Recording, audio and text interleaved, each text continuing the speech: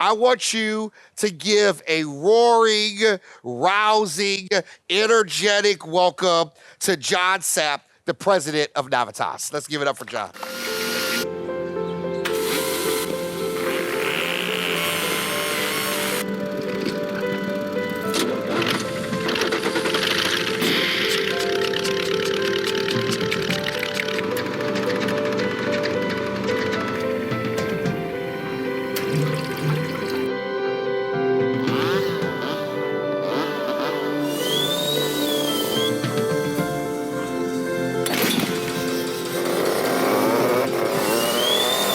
What if everything ran on gas? Then again, what if everything didn't? The 100% electric, zero gas Nissan Leaf. Innovation for the planet, innovation for all.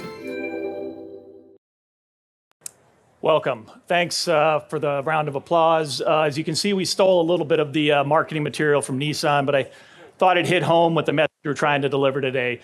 I don't work for Nissan. Navitas does not make batteries for Nissan, and Navitas doesn't even make batteries for the automotive sector, but I'll get into that in just a minute. So imagine a world without batteries. Think about that for just a moment. No cars, no laptops, no cell phones. How would you manage? Well, yeah, many of these alternative varieties of energy could work, but be really inconvenient. So stop. What do you hear? What do you smell?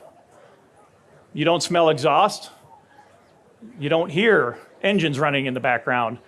And as was mentioned, we're powering this whole event, not just the stage, but the whole event. As you can see to your right over here, we've got a setup, a couple of batteries here powering the energy needs of what we're doing here on the stage. And as you walk around this event, you're going to see a number of those stations with our batteries powering the rest of the activities here.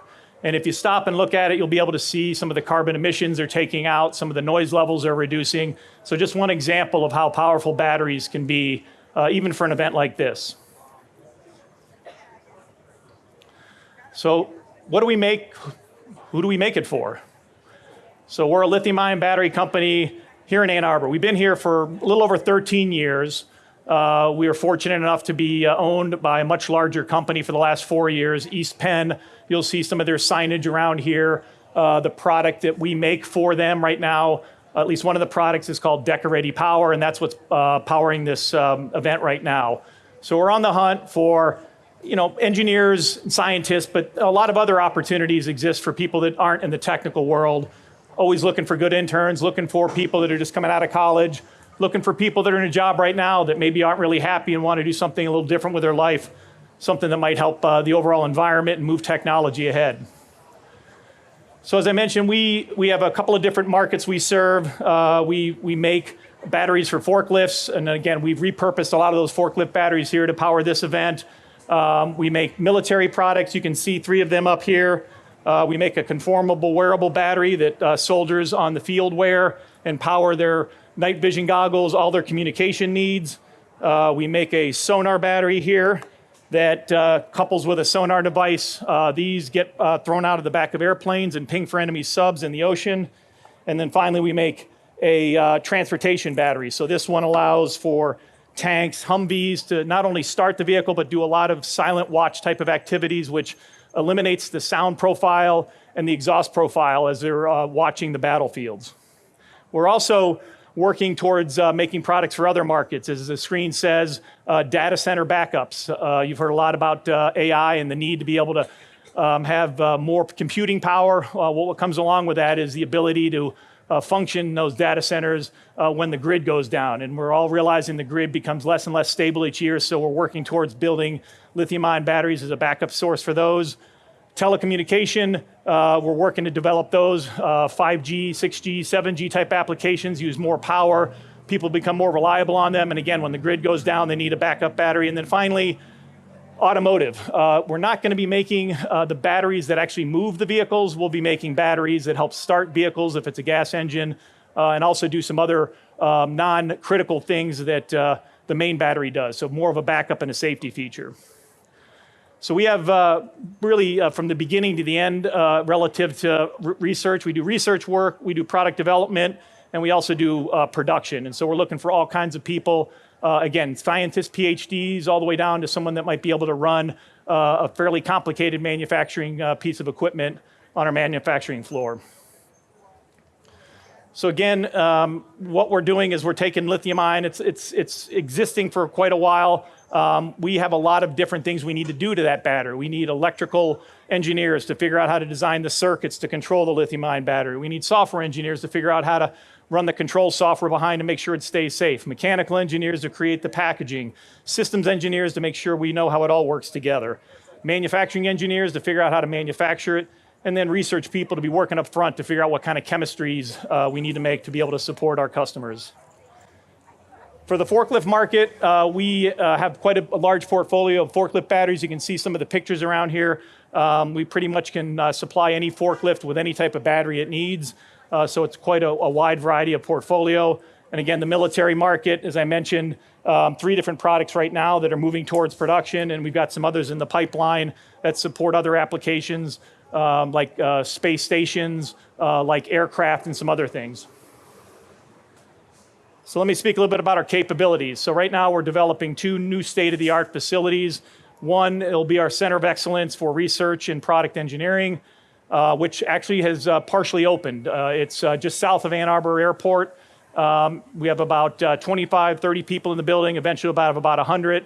It'll have state-of-the-art equipment and technology in that building to help us develop the product. And then we're on the hunt for a new location to be able to set up our state-of-the-art Center of Excellence for Manufacturing and Operations, all hopefully within the Ann Arbor community.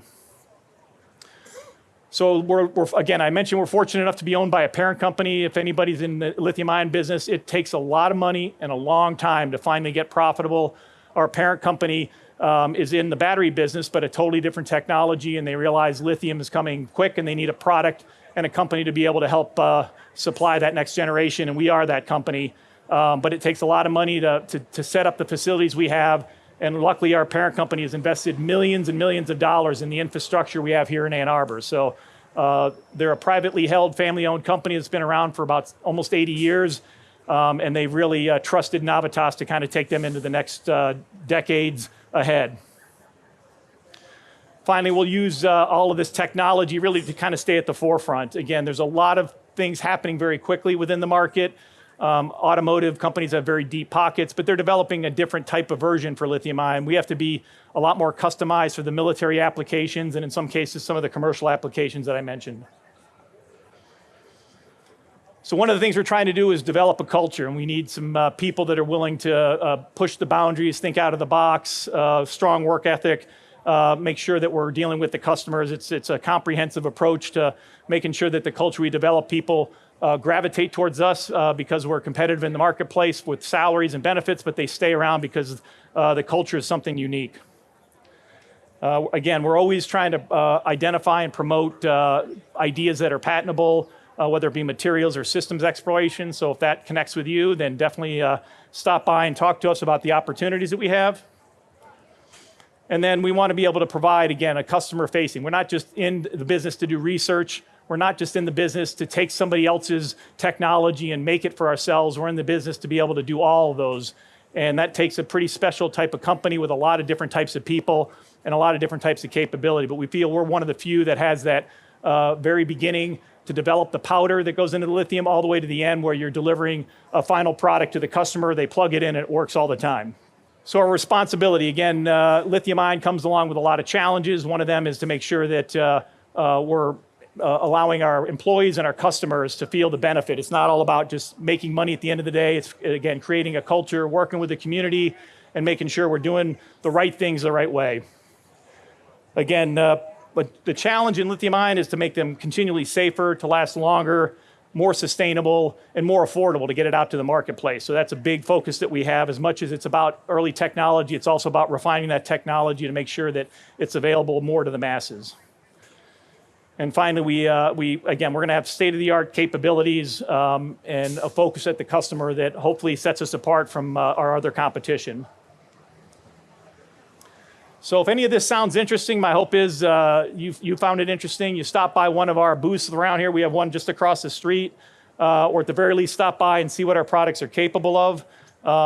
Hit this QR code and you'll be able to be taken to our website where you're going to be able to find more information about the company and even to the point of some of the available positions that are open now. I'd like to finish by thanking our parent company again. I've had the opportunity and the fortune to be able to lead the company for the last 4 years, and we wouldn't have been able to do it without their investment. So I'm very appreciative of them. I'm appreciative of Ann Arbor community for allowing us to shut down the streets here in the middle of a very busy day. And finally, to Ann Arbor Spark for organizing this event. Obviously, a lot of planning went into this, and they've been able to give us a platform to be able to talk about our products and our company. So thanks to them as well. Thanks, everybody.